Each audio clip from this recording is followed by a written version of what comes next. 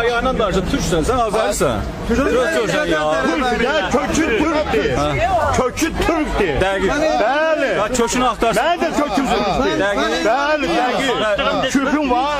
Ben sizin vəzifədə oturanlar kimi erməni deyiləm. Ben sizin vəzifədə oturanlar kimi Kürt deyiləm.